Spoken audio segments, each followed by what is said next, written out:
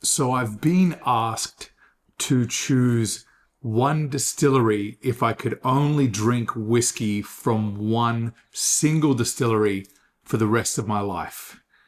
A near impossible task, but thanks to my friend Sir Tu, the whiskey enthusiast, it is now befallen on my shoulders to make the call. So if you want to know what distillery I choose, hang around.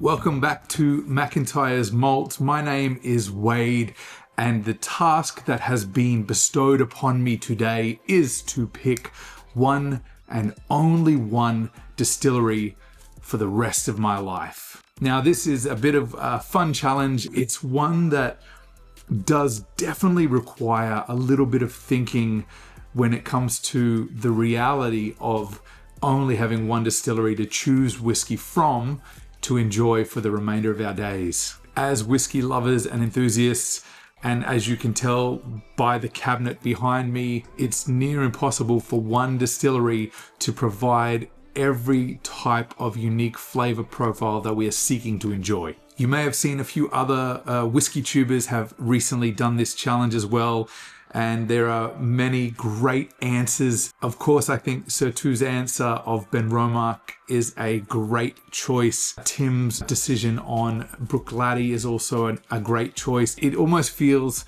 like you don't want to pick the same distillery as somebody else. I think for me, there was a couple of considerations. The hard part was trying to find a distillery that gave me a variety in flavor that would keep me engaged and entertained for ultimately the rest of my life.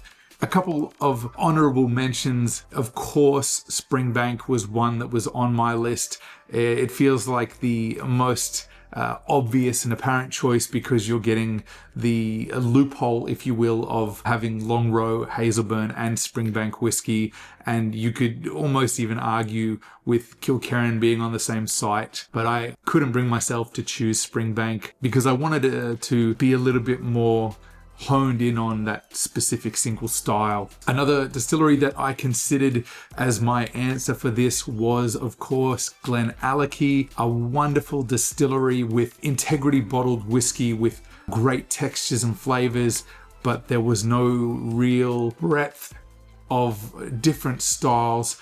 Yes, they have Michael Tor with their peated expressions, and this is why this was a consideration for me today, but not the distillery I have landed on. I also had the consideration of Tamdhu. I'm very fond of the sherried whiskey that they produce, but that as their specialty and their niche seemed a little too sort of zoomed into that one style that it would leave me wanting, especially as a peat lover. So that kind of led me down the path of thinking, well, if there isn't really one distillery that encompasses having all of these options at my fingertips, and that's ultimately the reason why this is a challenge, is you have to sometimes forego one style for the sake of another.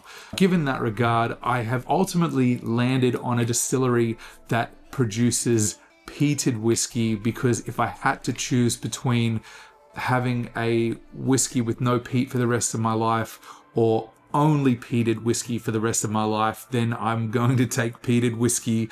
And I know, as people say, I may well eventually get over smoked, if you will, but I would definitely choose, if there was a gun on my head and it was non-peated or peated, it's peated. So taking that into consideration, looking at my cabinet and what peated whiskies I enjoy. I really like some of the stuff that's coming out of Ardnamurchan. I love Talisker, and there is a kind of good range of different styles and expressions with Talisker. I even considered Bunnahabhain because you have their peated Moyne expression and their everyday core lineup that is non-peated from Islay, and very sherry rich. I think that's probably the close second for me. If I had to really consider a runner-up, it would probably be Bunnahabhain. But ultimately, the distillery that I have chosen to be the one and only for the rest of my life and the one that I have more bottles of and expressions in my cabinet, which already shows me it's my favorite, and that is Laphroaig. I could happily drink Laphroaig if I really sit and consider and think about it, and I could only buy one specific distillery forever. It was an easy decision for me to pick Laphroaig.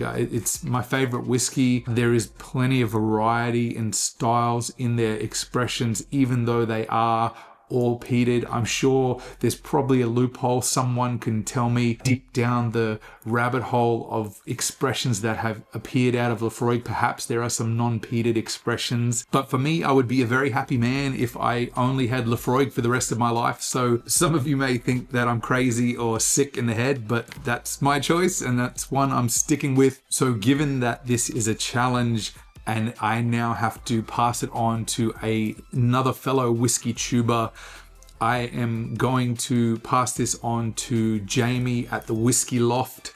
I really enjoy your laid back and well thought out style of presenting, and your delivery is really enjoyable and soothing to watch, mate. So I'm excited to see, and I want to see more videos come from you, my friend. So I'm passing it to you, Jamie. Let's see what distillery that you choose as the one for the rest of your life. And I'd also like to pass the challenge to the absolute legend that is Roy at Aquavitae. I would love to see what your pick is, my friend. So if you haven't already been challenged, please accept my challenge to you. Let's see what you pick. A lot of fun doing this one today. Thank you guys for being here.